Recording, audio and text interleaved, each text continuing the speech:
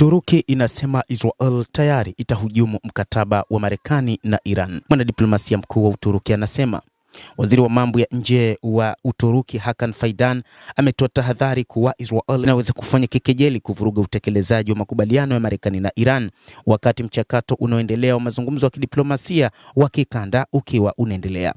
Waziri huyo wa mambo ya kigeni wa Uturuki Hakan Fidan mnamo Jumapili alisema kuwa masuala ya kiufundi yaliyosalia katika mkataba wa maelewano uliotiwa saini hivi karibuni kati ya Marekani na Iran huenda yasiwe rahisi kutatuliwa haraka, na kuonya kuwa Israel inaweza kuhujumu mchakato huo.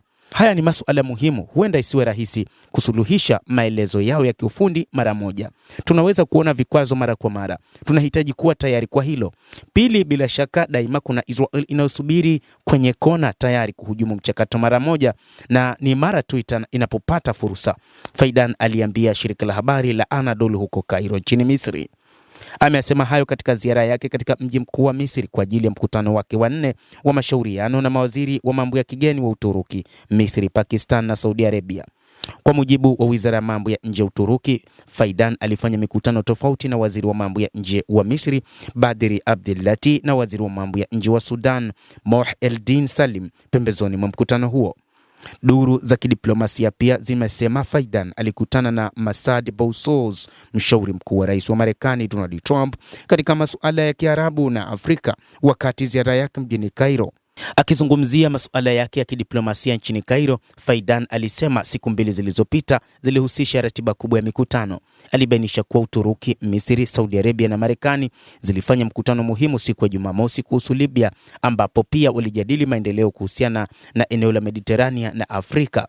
Kulikuwa na ubadilishanaji wa maoni yenye tija kati ya nchi hizo 4. Mjadala hiyo ilituwezesha kufikia mwafaka kuhusu masuala fulani, alisema Fidan.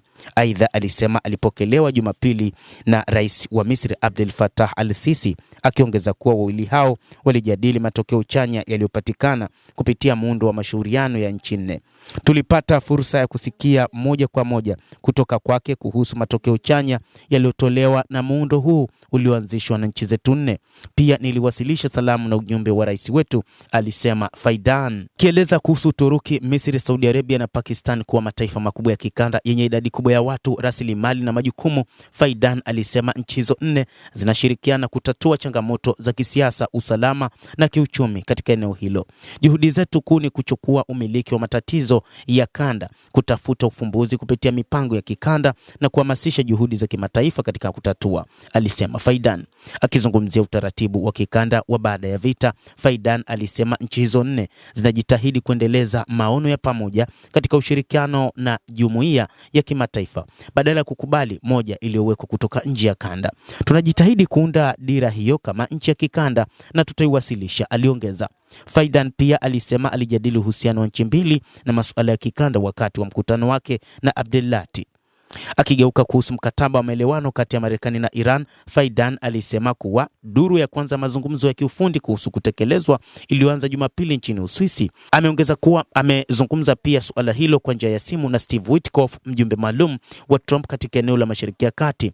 Alikumbuka kuwa vifungu kadhaa vya mkataba huo vimeachwa kujadiliwa katika kipindi cha siku 60, hasa masuala ya kiufundi yanayohusiana na vikwazo na uthibitishaji wa nyuklia.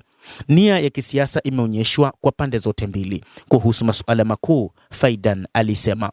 Endelea kutufuatilia mtazamaji, lakini ni kusihi usisahau kulike, usisahau kucomment, kadhalika usisahau kusubscribe channel yetu hii ili upate habari hizi kwa mapana kupitia The World News. Mimi ni Adam Hussein, endelea kuwa nasi wakati wote, endelea kutufuatilia uyajue mengi yanayojiri duniani.